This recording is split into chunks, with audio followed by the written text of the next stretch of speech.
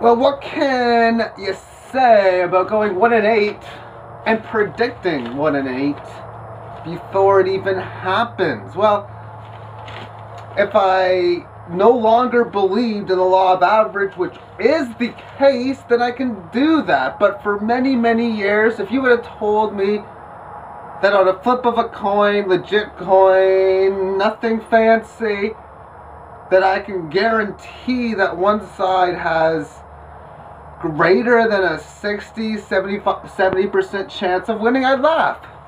But I don't know these days. Darren Brown, someone in the United Kingdom, did an experiment, and I wasn't a big fan on the experiment. I didn't think it was good enough, but it was to the point of what I'm looking for, in that of sometimes things are to be expected, and the trends for going that poor week were there. Now, the Denver Broncos were the only cover.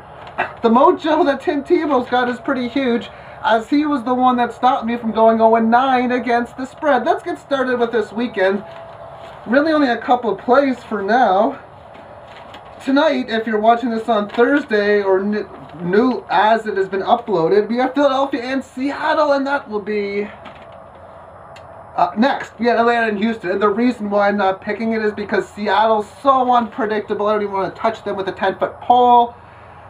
Atlanta, Houston, this will be one of the plays. TJ Yates is the third quarterback to start for the Texans over the last 3 weeks. Okay, that's fine. Have you heard of TJ Yates? I never knew who this guy was until he came into the game this last Sunday within a 2-minute drill as Matt Leinart goes down, and he looked really effective. Like he's done the 2-minute drill in the NFL 20 or 30 times before. And the announcers were stating, oh, Gary Kubiak, former quarterback, and that's his forte, is very amazing at getting his backup quarterbacks ready to go when needed, which was definitely viewable. Not only he only got like 5 fantasy points and a half and change, but I do believe he can come up with the league average of, or quarterback average of 50 fantasy points a game. And when you look at the Houston offense, I believe, in my opinion, they have by far the best offense in the league, minus the quarterback position. Better than Green Bay, minus Rodgers. Better than the New England Patriots, minus Brady. Now, I think Brady and Rodgers solidify a better offense than Houston, but when you got the offensive line for protection that TJ Yates is going to need, an effective running game with Arian Foster, as well as receivers who were playing amazing before Andre comes back. He came back last weekend, only had 1 catch, but he's got the first game jitters out of the way. I like Houston. They're underdogs in this game. I like them on the money line at around plus 120, plus 115. Carolina, Tampa Bay. I am so wondering why Tampa Bay's favored by as much as they are. They're a terrible team. I don't know what I'm going to do yet, but my lean is definitely on Carolina. Cincinnati and Pittsburgh. You know what was interesting is I said Cincinnati to go under the total against Cleveland yesterday because of the injuries. Covers.com. It's a lot better than it was 10 years ago, but it definitely has a long ways to go. Stating that the injury to A.J. Green had him out of the lineup, as well as that of Peyton Hillis. They both played, so obviously that information should have taken that play off, but I did officially have it documented, so it does count as a loss. But this weekend, we have Cincinnati and Pittsburgh. The spread's about 7 points for Pittsburgh. Now, who's the best player, the most valuable player in the league right now? And I say this as in, when you take this individual out of the lineup, then they go boom, they go terrible. Now, Peyton Manning probably is at that list now, but Troy Polamalu is very close. He had a concussion on Monday night. He's listed as probable according to Covers. So in a sense, as far as the spread's concerned, it's only a bonus if he doesn't go. But even if he plays below par like the Super Bowl last year, then you're probably going to get a cover against them. Now, obviously, this is Troy Polamalu, one of the best players in the game. If he's there and he's healthy, he's a big impact. But A.J. Green is a tremendously amazing receiver. A few weeks ago, before his injury, when he got injured, or around that time, when he had that touchdown pass, I knew then and there that he was the next Calvin Johnson, the next Andre Johnson, and thus, I think the spread's a little too high. Denver and Minnesota. well, I'm going to play the trend, and last week Denver was a top play. The week before that, they were the top play against Miami. They're the top play, and this week it's a top play against the Minnesota Vikings. Two big injuries in this game, one on each side.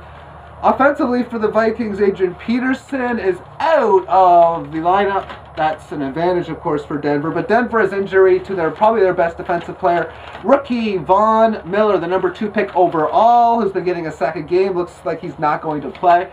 Overall, I think the advantage is going to be on Denver on this side. Von Miller is more replaceable than Adrian Peterson, as well as Adrian Peterson being the best player on the team, period. Tim Tebow seems to have the mojo. So if he can get covered, despite the fact I was on the week where I was supposed to measure that down, well, this tells me the chances Denver at least makes the playoffs as a division winner are pretty good right now.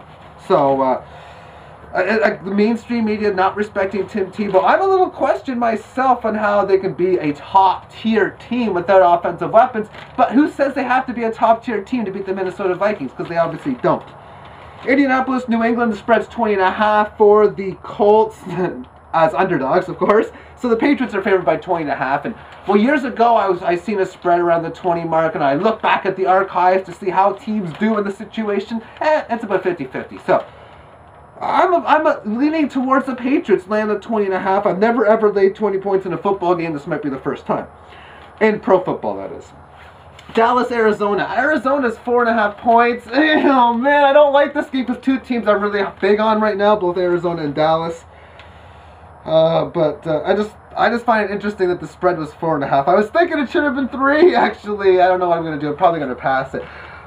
Green Bay, New York Giants. It looks like I woke up this morning and I'm in a fantasy league. I'm in 2 leagues. I got a 5-game winning streak in both leagues, which is pretty remarkable. And one of the leagues I've been doing it with Ahmad Bradshaw in the lineup, who's been out.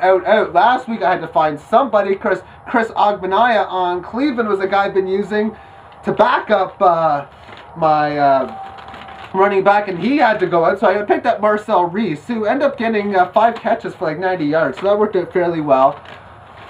But we're talking about the Giants here. We're talking about the Green Bay Packers. And Ahmad Bradshaw is out. I'm going to have to find a way to do it in fantasy, but that doesn't mean anything for this game. Packers only favored by 7, and the over-under is 53. So yeah, I don't like the over-under as much with Bradshaw out. Although I'm 53, I'm still kind of tempted to take it over. But where were those 48 points that we had before the Detroit games? I'm not liking it as much, but spread's only 7, and it is a road game, but I don't think the Giants are that good of a team. They're faltering at the end of the season. They've done that on several occasions. I'm probably going to be taking the Green Bay Packers. St. Louis is in San Francisco. San Francisco is 13-point favorites. As long as it stays below 14, 13.5 or below, I'm actually a pretty big fan of the San Francisco 49ers. Rams are really collapsing right now, and 49ers doing the complete opposite of that as the collapse. But it's December. My hands are a little bit cold. I'm outside, but it's a nice day today. It's freezing the last couple of days. Horrible football weather here if you had to play. But that's what I look for this time of year. I look for the terrible weather. It's Thursday today, and I'm not going to look at the weather until Friday afternoon, Friday night, so there won't be any more updates on this channel, probably until Saturday.